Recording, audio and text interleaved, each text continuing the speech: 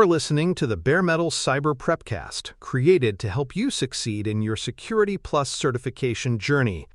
Learn more at baremetalcyber.com, where additional prepcasts, books, and training materials await. Let's get started. The primary goals of compliance reporting are to demonstrate that security and privacy controls are functioning as intended, to provide defensible evidence to auditors and regulators, and to keep leadership informed about the organization's posture.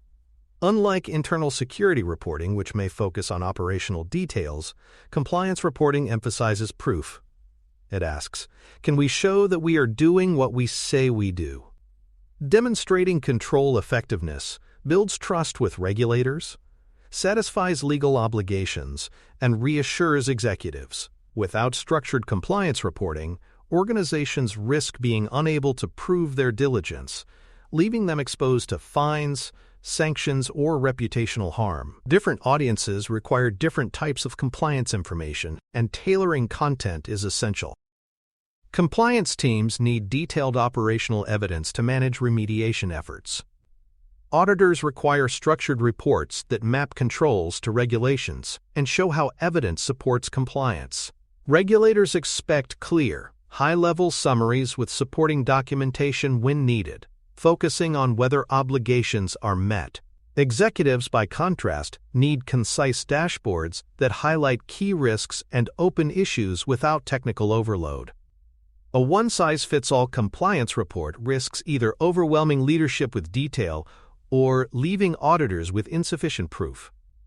Audience segmentation ensures each stakeholder receives the right level of information. Compliance reports must include clear, credible evidence types to be meaningful. These include control test results, such as results of access reviews or patch scans. Attestation logs show that system owners or managers have formally confirmed compliance with specific requirements. Configuration snapshots provide technical proof of how systems were set up at a given point in time.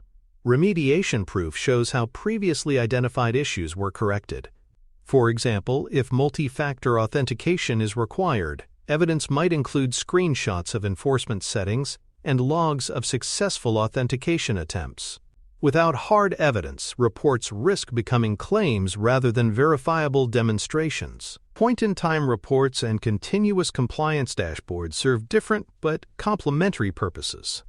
Point-in-time reports, such as annual audit snapshots, demonstrate compliance as of a specific date. They are useful for regulators but may become outdated quickly. Continuous dashboards, on the other hand, provide near real-time visibility into control performance, showing ongoing compliance trends. For example, a dashboard might show patch compliance rates daily, while an annual audit package provides a snapshot report to an external regulator. Organizations benefit from combining both, using dashboards for daily management and point-in-time reports for formal certifications. Traceability is at the heart of credible compliance reporting. Every regulatory requirement should map directly to a control, each control should link to a test, and each test should point to evidence.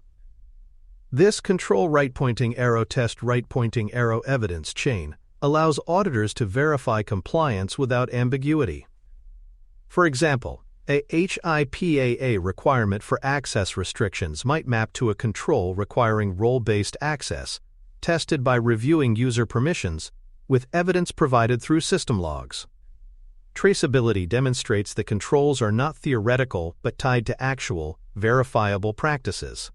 Without it, compliance reporting collapses into assertion without proof. Exception reporting is another vital element. Sometimes controls cannot be implemented exactly as designed, so compensating controls are put in place.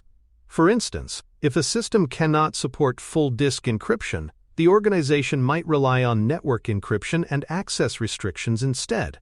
Compliance reporting should document these deviations, including what compensating controls exist, who approve them, and under what conditions they remain valid.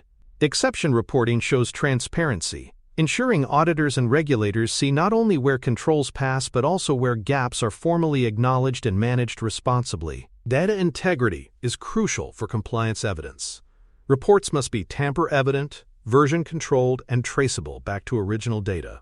Practices include using digital signatures, maintaining audit trails, and preserving version histories. For example, if a configuration snapshot is submitted, it should include metadata like timestamp and hash values to confirm authenticity. Without integrity safeguards, compliance evidence could be altered, undermining credibility and exposing organizations to allegations of falsification. Maintaining integrity builds trust that the reports are not only accurate but also reliable over time. Scheduling and cadence ensure compliance reports are delivered consistently and to the right audiences. Monthly operational reports may be provided to compliance teams, highlighting recent control tests and open findings. Quarterly governance reports might summarize control pass rates and remediation timelines for executives. Annual audit packages consolidate evidence for regulators or external auditors. For example, a PCI-DSS compliance program might require quarterly scans and an annual report. Defining cadence clarifies who gets what, when, and why, creating predictable reporting cycles that support both daily operations and external obligations. Compliance reports often include sensitive information such as system configurations or even personal data. Redaction and data minimization are essential to protect confidentiality. For instance, instead of sharing full user access logs, a report may provide a summary showing that all accounts were reviewed and anomalies corrected. Regulators usually require proof of process rather than raw data, so reports should include only what is necessary. Minimization not only protects privacy, but also reduces risk if compliance documents are leaked or mishandled. Strong controls balance evidence sufficiency with confidentiality. Automation offers significant opportunities to reduce the burden of compliance reporting. Evidence can be pulled automatically from systems like CIEMs for security events, CMDBs for configuration data, or ticketing systems for remediation tracking. For example, rather than manually collecting screenshots of system settings, automated scripts can generate daily reports. Automation reduces human error, speeds reporting, and ensures evidence is always up to date. As regulations evolve toward continuous compliance expectations, automation becomes less a convenience and more a necessity for sustaining defensible reporting at scale. Metrics included in compliance reports provide measurable insights into the organization's posture. Common metrics include control pass rates, e.g., percentage of systems patched on time, number of open findings, remediation SLA performance, and attestation completion rates. For example, executives may see that 92% of access controls pass testing, with 8 findings pending remediation within 30 days. These metrics turn compliance from a binary yes-no into a continuous improvement process, highlighting strengths and exposing weak points. Well-chosen metrics make reports both informative and actionable. A practical starter exercise helps learners apply these principles. Choose one control family, such as access controls, and build a one-page compliance snapshot. List the control statement. For example, all user accounts must be reviewed quarterly. Include the date of the last test, links to evidence such as logs or attestations, pass files fail status, and any open remediation items.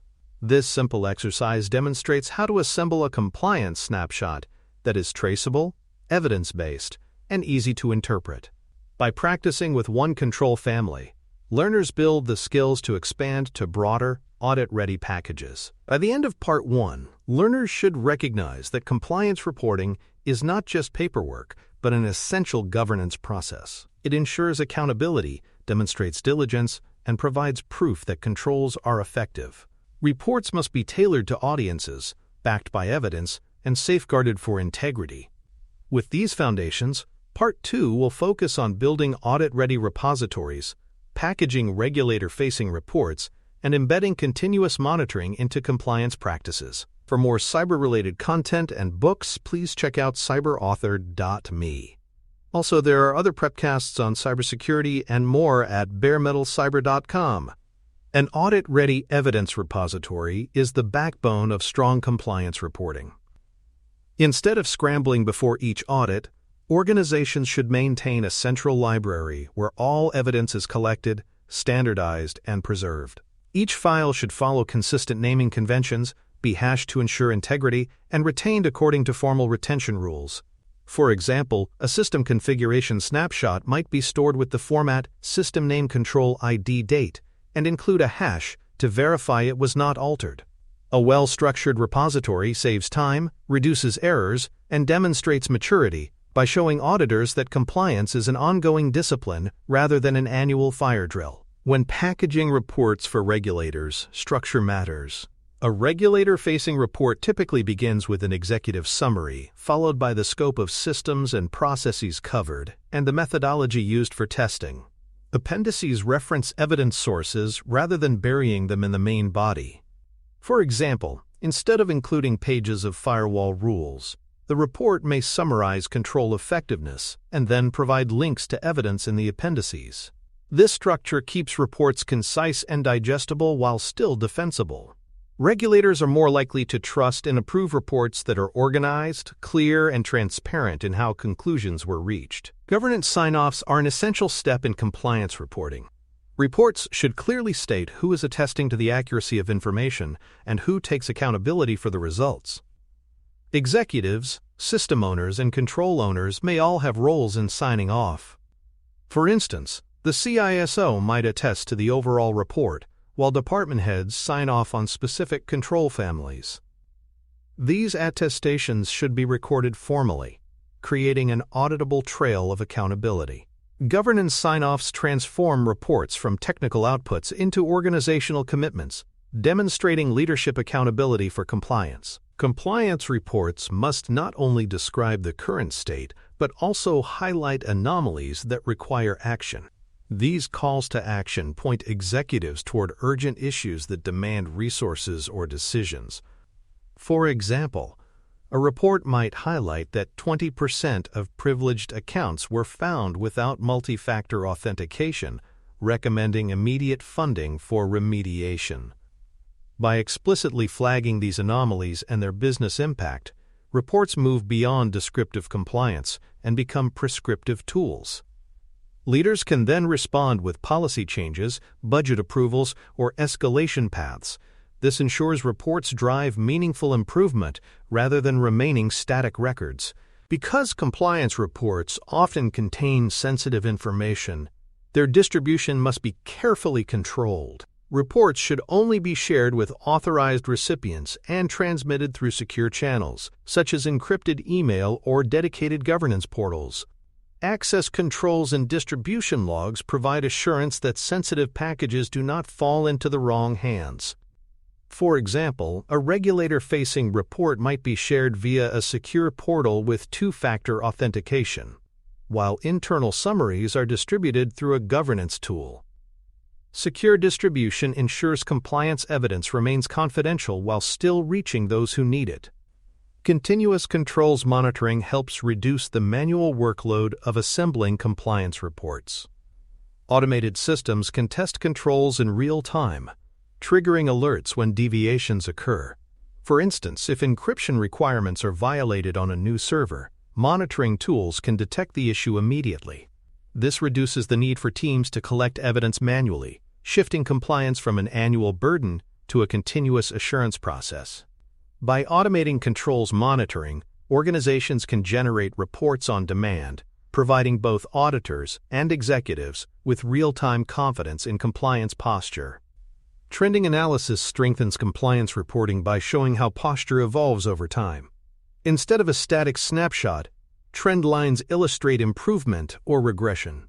For example, a quarterly report might show that patch compliance improved from 80% to 92% over the past 6 months, while open findings decreased by half. These trends tell a story that builds confidence in progress, while still highlighting areas needing attention. By focusing on direction as well as status, trending analysis transforms compliance from a checklist exercise into a tool for continuous improvement. Third-party evidence and vendor attestations often need to be incorporated into internal reports. Vendors may provide SOC 2 reports, ISO certifications, or audit attestations. Organizations should validate these documents for relevance and currency before including them. For instance, if a vendor's attestation is over 2 years old, it may no longer be credible evidence. Reports should also document how vendor attestations map to internal controls.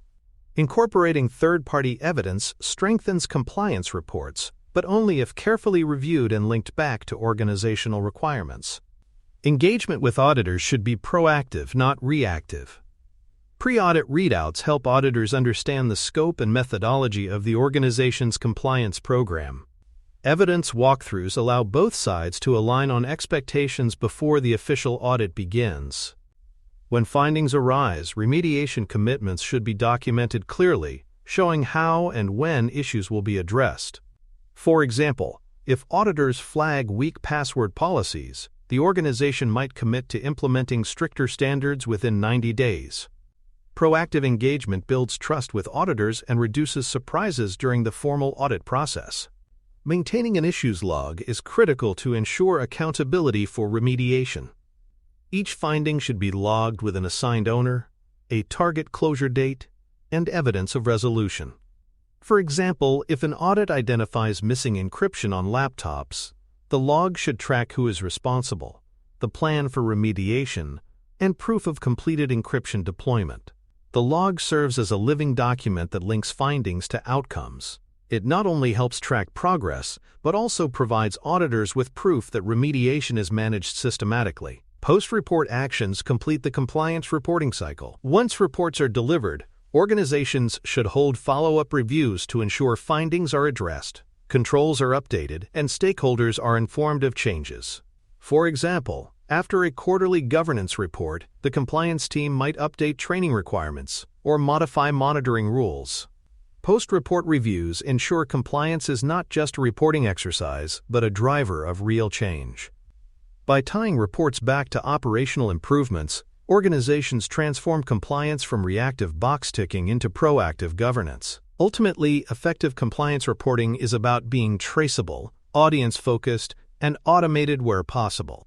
Reports should demonstrate control effectiveness with clear evidence, highlight anomalies with actionable recommendations, and present trends that tell a story of progress. Automation, standardized repositories, and governance sign-offs build confidence and credibility.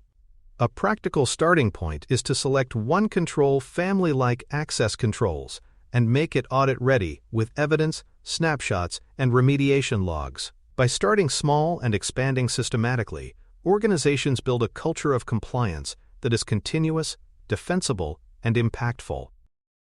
Thanks for tuning in to the Bare Metal Cyber Prepcast, your trusted source for cybersecurity news and insights.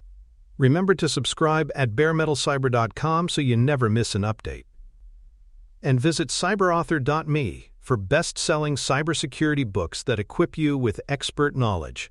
Until next time, stay secure and stay vigilant.